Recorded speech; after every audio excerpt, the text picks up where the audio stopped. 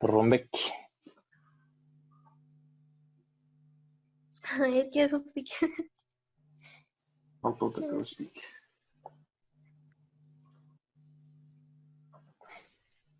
Так, урматтуу студенттер, кошулуп атасыздарбы? Ага, кошулуп атабыз.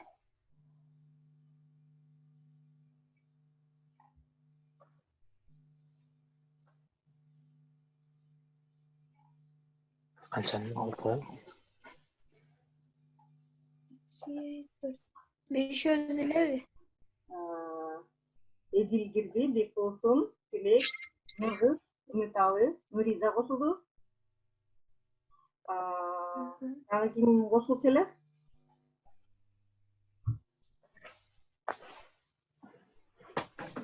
Бек Султан бизде достор.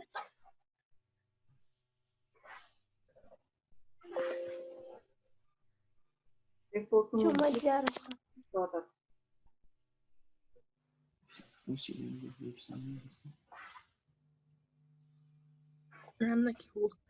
Здравствуйте. кошулдубу? Звук. Ага, угулат эжей. Эдил. Балдар кошулганча немени сүйлөшөбүз. Тилек, сен кайсы региондосуң азыр?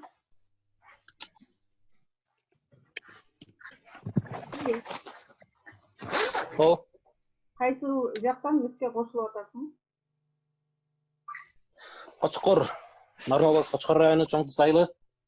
Улица Хасанов Арстанбек, үй номер 1. Нургүл, кайдан кошулуп атасың? Мен Көлдөн кошулуп атам. Тоң району. Село Барбулак. Нуриза? Каракол Сары. Бекболсун кошуп албай атат, Звук. Ооба. Эдил. Эдил. Үмүталы. Угатам эже. Сиз кайдан кошулуп атасыз? Бишкектен Нагордо 3төн эже. Ошондо биз немени гана укпай атабыз. Эдил менен Бекболсун укпай атат, мүмкүн болсо жазып коесуңарбы, кантип кошуш керек? Баары күйүп албайт.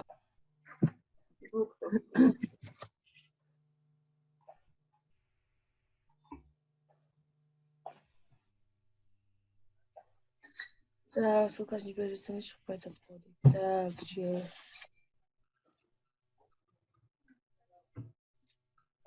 Başlayacak koç pazartesi. Başlayacak.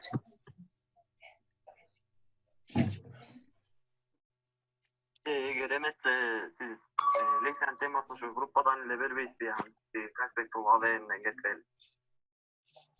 Анда звук болбой атса, Бекболсун кошулдурсу? Бас отургансың да. Бекболсун.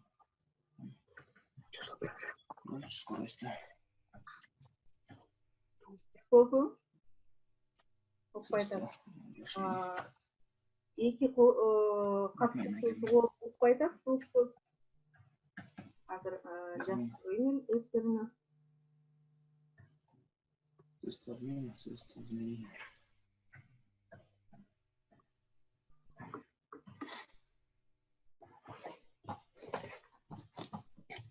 Эже авенге бүгүн коесузбу дейсизби модулдарды? Авен 5-не чейин ачып болот. Тапшырмалыктарды жөнөтөсүздөр. Практикалык сабакта иштеген маалыматыңарды, силер кандай ар бириңиз кандай иштегениңерди көргөм. Ошону эске алам. Анан ар бириңердин өз алдынча тапшырма берип, ошолорду аттаңыздар.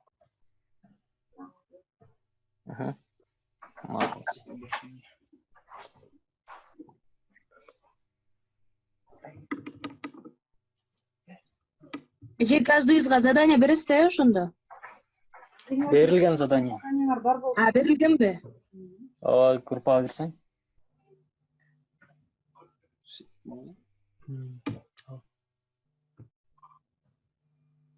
Каспек баштай эле эжей. мени укпай атат. Анда биз болсун немеден көрүп алсын. Андай болсо биз лекциябызды баштайбыз. Лекцияны баштаганда мен силердин үнүңөрдү өчүрүп коем, анткени силердин үнүңөр лекцияга тоскоолдук кылбасын. Сүйлөшпөй.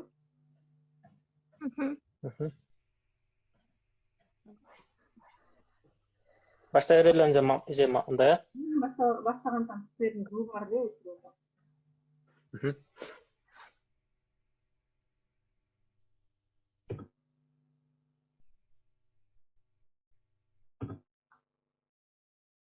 Биз MATLAB пакетин буга чейин өткөнбүз, бирок биз орус тилинде өткөнбүз. Ошондуктан биз кайра башынан баштап өтөлүбүз. Бүгүнкү сабактын темасы MATLAB пакет жөнүндө негизги маалыматтар, эсептөөлөрдү уюштуруу. Бул темада негизги MATLAB пакети эмне үчүн колдонулат? MATLAB пакети көп учурларда математикалык эсептөөлөрдү, илимий жана башка математикалык чыгарылыштарды эсептөө үчүн колдонулат. Бүгүн биз силер менен MATLAB системасынын аткарган милдеттери жана мүмкүнчүлүктөрү жөнүндө түшүндүрөм. MATLAB системанын бирүү тили, колдонуучунун интерфейси, документтерди кантип түзөбүз, сактайбыз жана ачабыз, суюнтмаларды эсептөө, жоопту алуу операциясын карайбыз, менчиктөө операциясын, орнотулган функцияларды, колдонуучунун функцияларын, рамжирленген өзгөрмөлөрдү жана өлчөмдүү өзгөрмөлөр жана эсептөөлөрдү бүгүнкү сабакта карайбыз. Менчиктөө операциясы.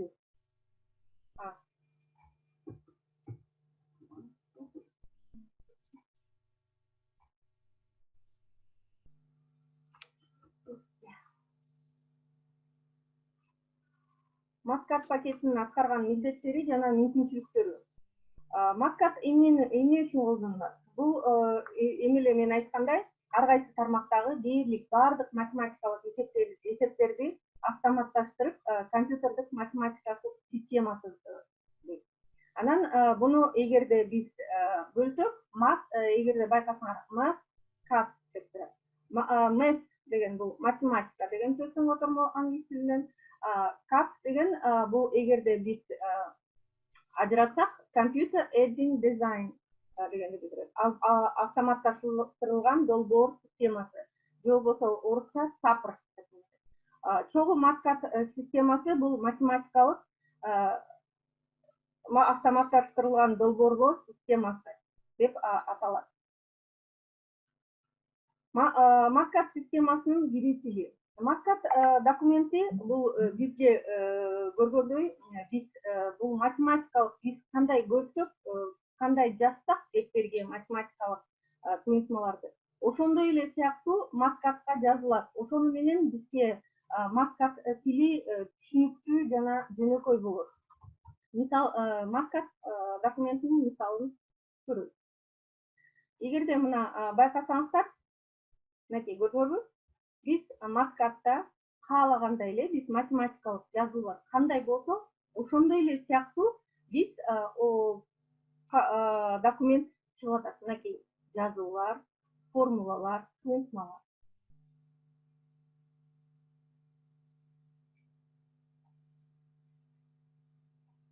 MATLAB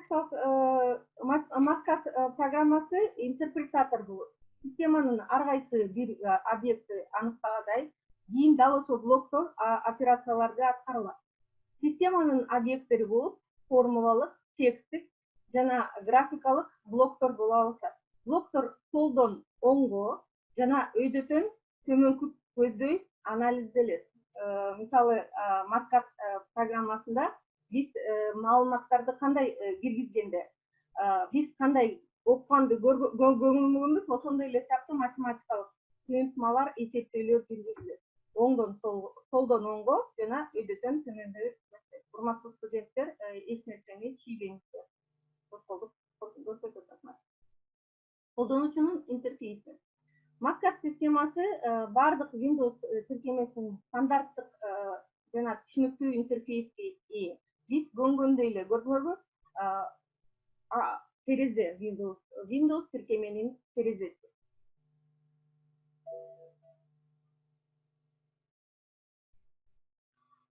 Windows Matka программанын интерфейсинде биз эмнени билишибиз керек? Эң негизгиси бул визир деп коет. Бул могу кызыл крестик. Бул эмнени билдирет? Бул ушул визир кайсыл жерде болсо, биз маалыматты көрсөтүлгөн рамка ошол жерге киргизебиз. Киргизүү маркери мынакей могу дегенде, ушул киргизүү маркер рамканын ичинде кайсыл жеринде болсо, ошол жерге маалымат киргизилет.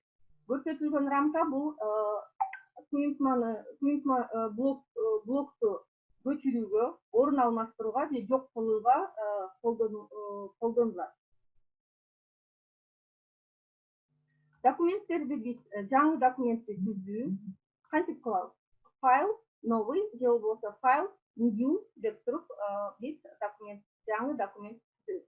Активдүү документти сактагыбыз келсе, файл сохранить же болбосо файл save командаларын колдонобуз. Мурун түзүлгөн документти ачыш үчүн файл открыть же болбосо файл open деген командасын колдонсок болот. Бардык Windows тиркемелерде эле Matka программасында бир убакытта бир нече документти ачып иштөөгө мүмкүнчүлүгү бар. Күйүнтмаларды эсептөө жана жоопту чыгаруу операциясы. Киргизилген системага киргизилген формулалык редактордун жардамы менен биз формулалык блокту киргизебиз, математикалык күйүнтманы, анан анын жыйынтыгын чыгара алабыз. Жыйынтыктын чыгарууда биз кандай кылып чыгабыз? Сервис опции рабочего стола, встроенные переменные деп киргизе алабыз. Же болбосо формат результат формат чисел деп чыгарабыз. Көрөлүк.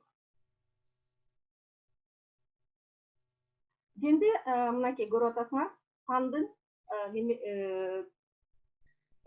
бүтүн жагы жана бөлчөк жагы менен чыгара алабыз.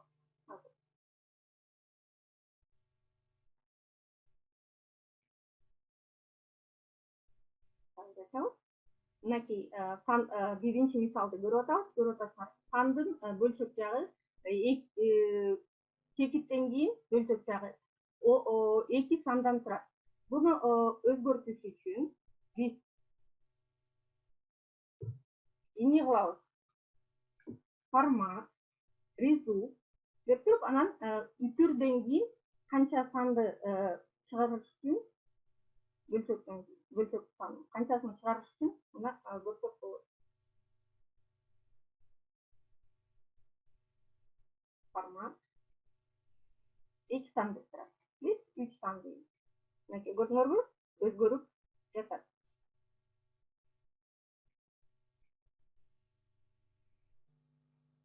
Менчиктөө операциясы.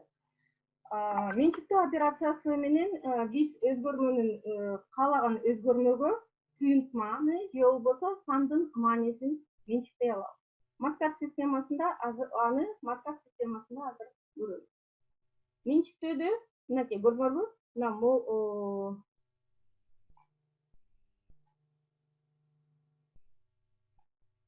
менчиктөөдө мынакей мисалда көрсөңөр болот. X'ке 4-түн маанисин менчиктеп атабыз. Андан кийин кайра Z өзгөрмөгө X'тин маанисин белгилесек, мынакей көрсөк болот. Z-тин маанисин чыгаруу үчүн Z десек, көрдүңөрбү? X'тин Z'ке 4 деп маанисин чыгарып атат. Орнотулган функциялар. Matka системасында атайын киргизилген же болбосо орнотулган функцияларды колдонот. Анткени көп колдонулган функцияларды ойлоп чыгарбаш үчүн ставка функция деп туруп, же болбосо түздөн түз клавиатурадан эгерде мисалын билсеңер, кантип киргизет экен, ошол функцияны киргизсеңер болот. Мисалын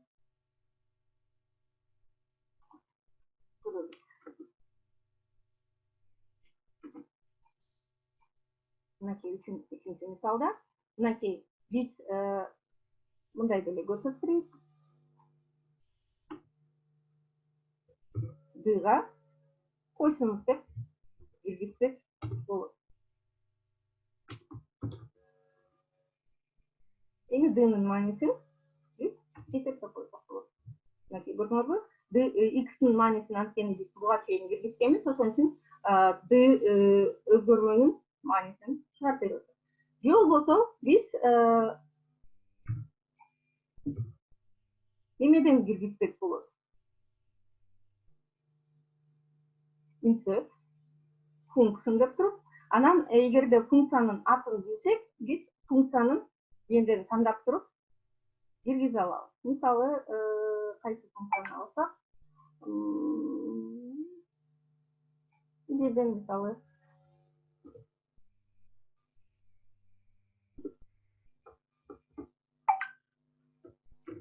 алабыз.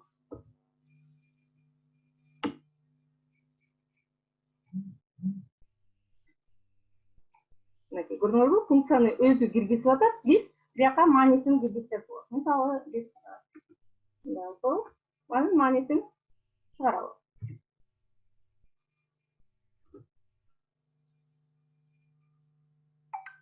Эмеден өйдө болгон үчүн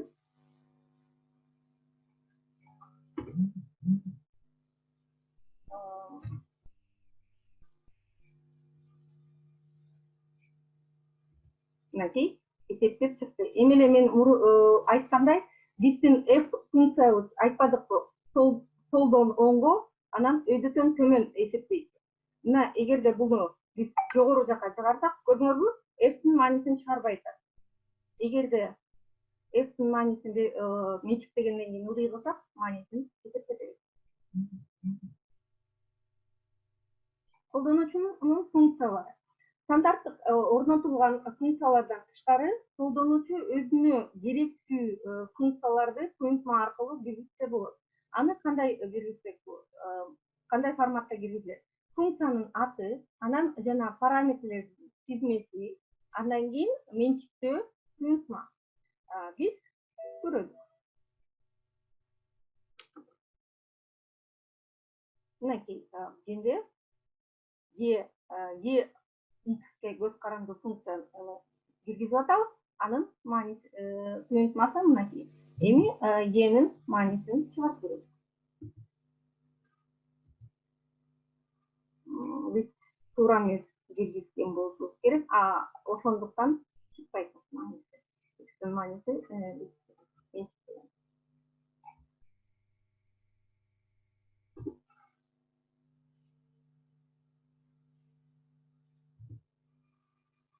Же болбосо мынакей жердеги функцияны карап көрөлүк.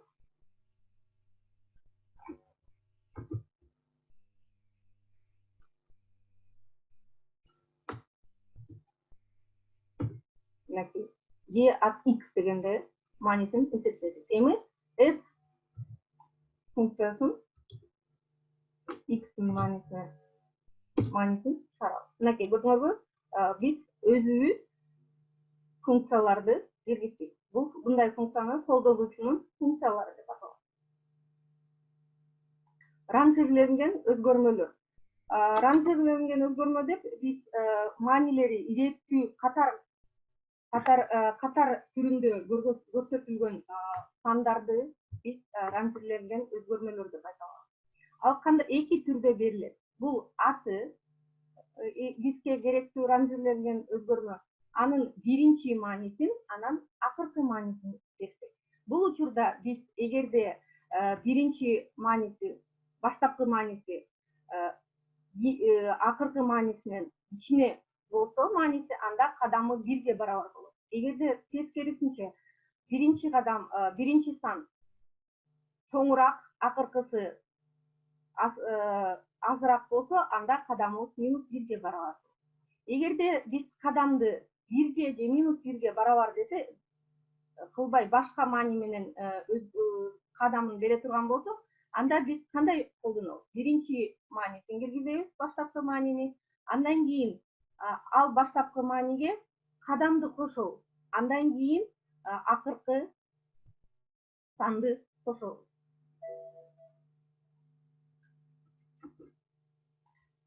Мисалда карап көрөлү. Мынакей биздин R ранжирленген өзгөрмөбүз 1-ден 5ке чейин. Мынакей R-дин маанисин карап көрөлү. Башка деле санды көрөлү. Мисалы 5-тен 1ге чейин. Эми G-нин маанисин чыгарабыз.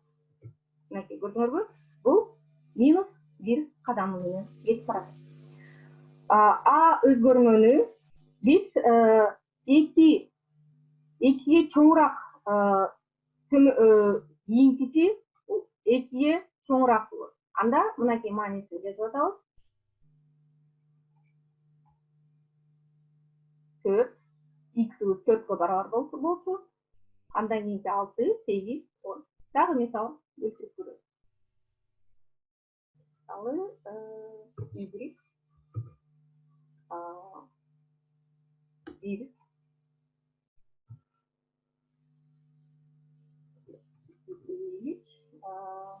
x эле дейик, өзгөрмө менен кетсин. X-ке 0,10 дейбиз.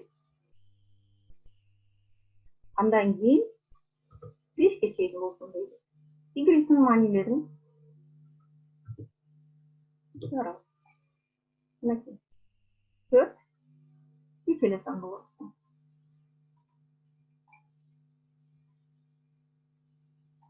Өлчөмдүү өзгөрмөлөр жана эсептөөлөр.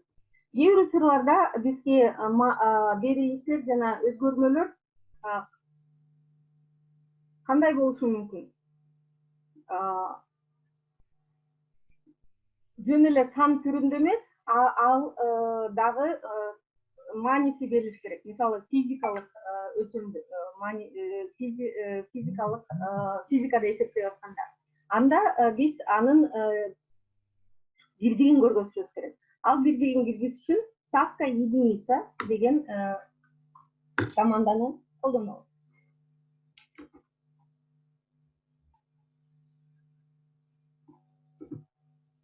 Мисалы H-ка 4 метр дейбиз. 4 дейбиз.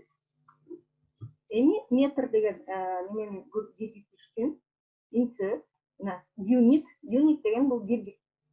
Ошондо биз эмнени көргөзөбүз? Узундук болгондуктан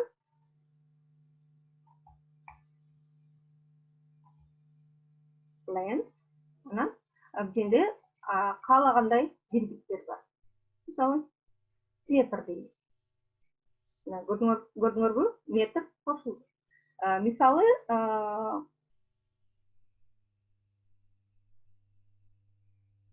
G өзгөрмөбүз 5 килограмм болсун дейбиз. 5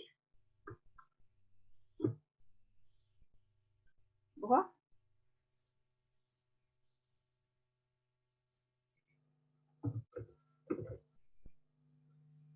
5 килограмм деген бирдиктин маанилери. Ушундай сыяктуу калган физикалык өлчөмдөрдү бирдиктерин бирдиктеңиздер болот. Бүгүнкү мен өтө турган лекция бүттү. Эми силердин үнүңөрдү кошоюн. Эми силердин суроолоруңар бар болсо, суроо берсеңиздер болот.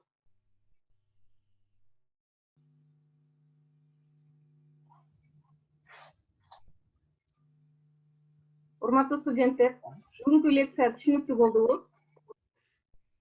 Ооба. Ой, тиги запись кылып алдык, анан да кайталап көрүп да түшүнөсүз. Мен бул лекцияны YouTube каналыма жүктөп коем, ошол жактан да кайра көрсөңүздөр болот. Баардыгы эле түшүнүктүү болдубу? Ооба, тиги YouTube каналыбызда бизге айтып койсоңуз, биз да жазылып болду же.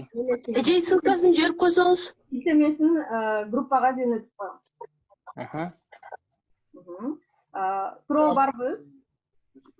Суроо жок эже менде. эмкиде силерге неме бар. Эгерде сабак учурунда суроолор пайда болсо, мен силердин үнүңөрдү өчүрүп коюп атпайынбы? Силер үнүңөрдү чатка жазсаңар болот. Анткени замат сурооңор пайда болуп, анан лекция уланып атканда суроо унутулуп калышы мүмкүн. Ошондуктан чатка жазып койсоңуздар болот. Анан сабак лекция бүткөндөн кийин биз кайра чатка ачып туруп, кайра жоопторду, суроолоруңарга жооп беребиз. Макул. Бүгүнкү сабак түшүнүктүү болдубу? Суроолор жок. Ооба эже. Ажай. Кайра качан болот эже? Качан кылабыз? Сабак боюнча эмки жумада 1-же 3-чү күнү кылабыз. Аны пландаштырып неметем. Мхм. Саламатсыздар. Саламатсыз эже. Чоң